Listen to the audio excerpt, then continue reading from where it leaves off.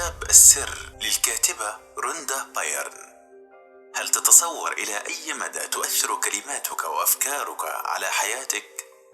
اكتشفت روندا بايرن مؤلفة هذا الكتاب أنه بناء على قوانين الكون فإن حياتنا تسير وفقا لما يسمى بقانون الجذب. كل ما يحدث في حياتك أنت من قمت بجذبه إليك من خلال أفكارك ومن خلال صور مسجلة بعقلك. نحن نشبه المغناطيس تماما، كل الأشياء التي نؤمن بها ونفكر فيها تنجذب إلينا، لذلك أنت قادر دائما على التغيير إذا أردت، وأنت من يحدد مصيرك من خلال ما تؤمن به. أولا، ضبط ترددات قانون الجذب. أنت تستطيع تغيير مجرى حياتك كلها بتغيير طريقة تفكيرك. يؤمن لك هذا السر السعادة والصحة والمال مهما كان الوصول إليهم صعبا. ببساطة كل ما عليك فعله هو أن تفكر فقط فيما تريد أن ينجذب إليك وكل ما تتمناه، واترك كل ما لا تريده. على سبيل المثال، بدلا من قول لا أريد أن أرسب، قل سأتخرج هذا العام بتقدير جيد. الأمر واضح، إن ما تفكر فيه ينجذب إليك بغض النظر عما إذا كنت تفكر بشكل إيجابي أو سلبي. كل الأمور تبدأ بفكرة في ذهنك، هذه الفكرة تجذب إليها بقية الأفكار المماثلة بطريقة لا شعورية، وفي النهاية تتحول هذه الأفكار إلى حقائق وواقع.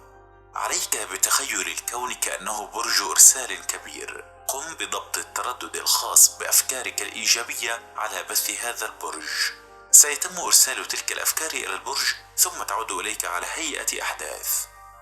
بإمكانك أن تغير أي ظرف وأن تغير حياتك كلها إذا فكرت بهذه الطريقة.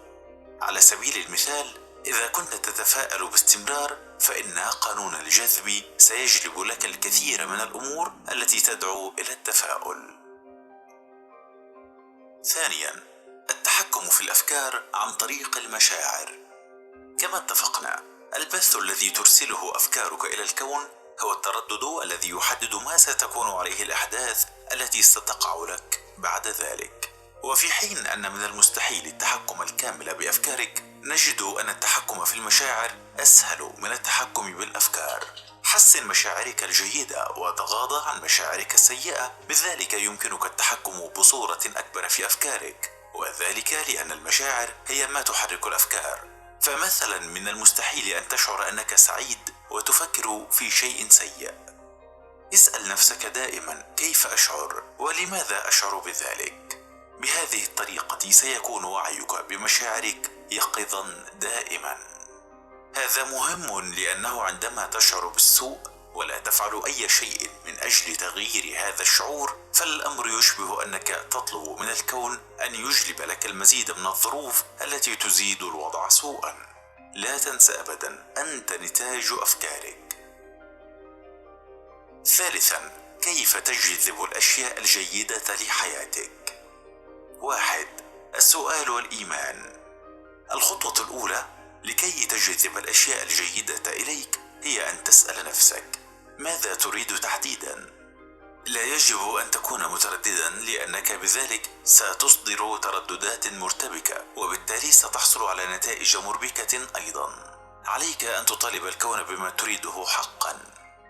عند إصدارك للأوامر كن واضحا بشأن ما تريد حتى يكون قانون الجذب قادرا على تحقيق طلبك. افعل ذلك ثم استرخي وانتظر تحقيق طلبك.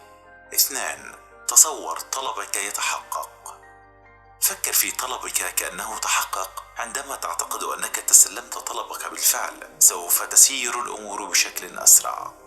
الأمر في غاية البساطة. اطلب الأمر مرة واحدة فقط، ثم أمن أنك حصلت عليه واستشعر إحساس الرضا كأنك امتلكت ما طلبت. 3. الاستقبال. حتى يسري قانون الجذب، عليك أن تشعر بالسعادة الناتجة عن امتلاك ما طلبت لتنجذب إليك الأحداث التي يتوافق ترددها مع تردد الأوامر. افعل كل ما بوسعك لتنمو بداخلك مشاعر امتلاك ما تريده. إذا توجهت مشاعرك نحو ما طلبت فسيتحقق. رابعا، الممارسة والشعور بالامتنان. من المستحيل إضافة شيء جديد إلى حياتك إن لم تقدر ما تملكه، لذا يجب أن تكون ممتنا لكل ما تملك وكل ما يحدث لك.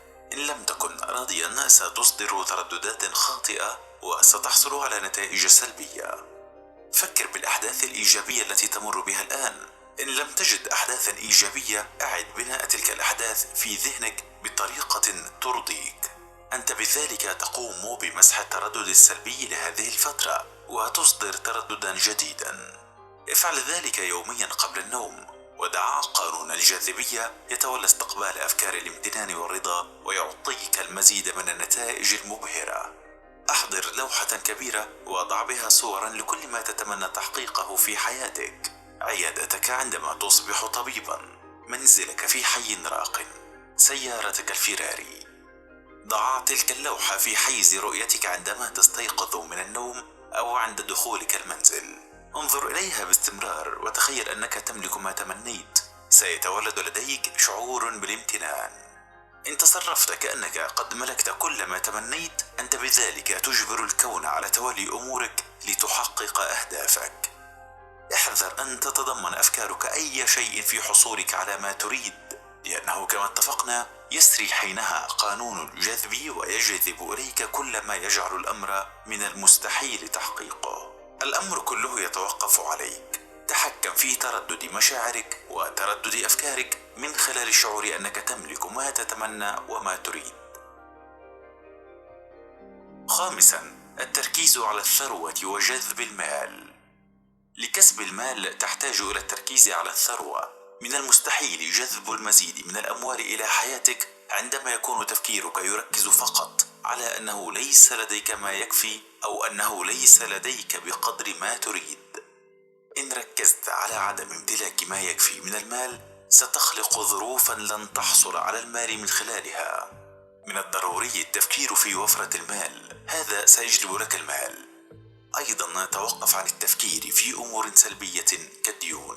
حاول طباعة صورة شيك فارغ وقم بملء اسمك والمبلغ، ثم ضعه بمكان يمكنك رؤيته كل يوم. اخلق لنفسك شعورا بأنك تملك هذه الأموال بالفعل، وتخيل أنك تنفق منها. كم هو شعور رائع. أيضا يكافئ قانون الجذب أولئك الذين يظهرون الإيمان بالمشاركة عن طريق البذل والعطاء والعطف على الفقراء. العطاء إجراء قوي لجلب المزيد من المال إلى حياتك، لأنه عندما تعطي كأنك تقول لدي الكثير. عند إظهار الإيمان بالمشاركة سيمنحك قانون الجذب المزيد لتقدمه. سادسا، الأفكار السعيدة والكون. يوجد حولنا الكثير ممن يؤمنون بأنهم في الزمان الخطأ أو المكان الخطأ، وأنهم لا يملكون السيطرة على الظروف الخارجية، مما يولد لديهم أفكار الخوف والانفصال والوحدة والضعف. هؤلاء إن بقيت أفكارهم تلك بشكل مستمر، فإنهم سيجذبون لأنفسهم مشاعر الخوف والانفصال والوحدة والضعف، ليصبحوا فعلا في الزمان الخطأ والمكان الخطأ، لأن هذه إرادتهم التي انعكست عبر أفكارهم بقانون الجذب، فجذبت إلى أنفسهم المشاعر التي يحتاجون إليها لتأكيد فكرتهم أنهم في المكان والزمان الخطأ. أنت الشخص الذي يختار ما تريد تجربته من خلال تحكمك بأفكارك ومشاعرك. لتحويل الأفكار السلبية إلى أخرى إيجابية، أحضر ورقة وقلما، ثم رتب الأشياء التي تحسن مزاجك والتي تجعلك إذا فكرت فيها تشعر شعورا إيجابيا طيبا. ربما تكون ذكرى تحبها، أحداثا طيبة تنتظر حدوثها في المستقبل، لحظات مضحكة مع الآخرين، الأشخاص الذين تحبهم ويؤثرون فيك بصدق، الطبيعة الخلابة، أو موسيقاك المفضلة. تنقل بين هذه الأشياء بعد ترتيبها لتجد أيها جعلك تشعر شعورا أفضل، وركز عليه حتى تحجب تماما الفكرة السلبية ومشاعرها عنك. بهذه الطريقة ستغير تردد مشاعرك وأفكارك لتردد آخر يجلب السعادة ويجذب الأفكار السعيدة المماثلة في التردد. تذكر أيضا أن تمدح وتبارك الأشياء من حولك. عندما تمدح أو تبارك فأنت تكون في أعلى تردد للحب. أعمال الثناء والبركة تمتص السلبيات والخلاف وتعود إليك بصورة حب وبركة مماثلة. 7. عش حاضرك ولا تفكر بالماضي. إذا نظرت إلى الوراء وركزت على صعوبات الماضي فسيجلب لك الكون مواقف أكثر صعوبة في الوقت الحالي. تخلى عن تلك النظرة. إذا كنت تشعر بالأذى من شيء ما في الماضي فاستمرارك بتذكره واستدعاؤك له يضرك فقط. كن على علم بأن أي ضغينة على ما مضى هي ضغينة على نفسك.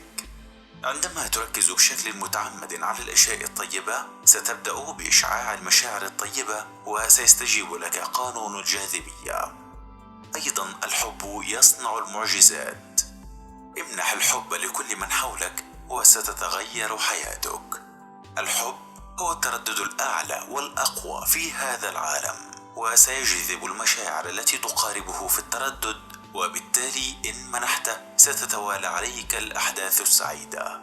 غلف أفكارك بالحب، حيث أنه عندما تفكر في الأشياء التي تريدها وتشعر بالحب في الوقت نفسه فإنك تنسجم على الفور مع هذا التردد الذي يأخذ طاقة كل هذه الأشياء ليستجيب لك وتظهر في حياتك. ملاحظات ختامية. إن الشعور بالأفكار الجيدة والتحكم بها أمر أصعب مما تعتقد، وذلك ما يجعل تحقيق رغباتنا شاقا.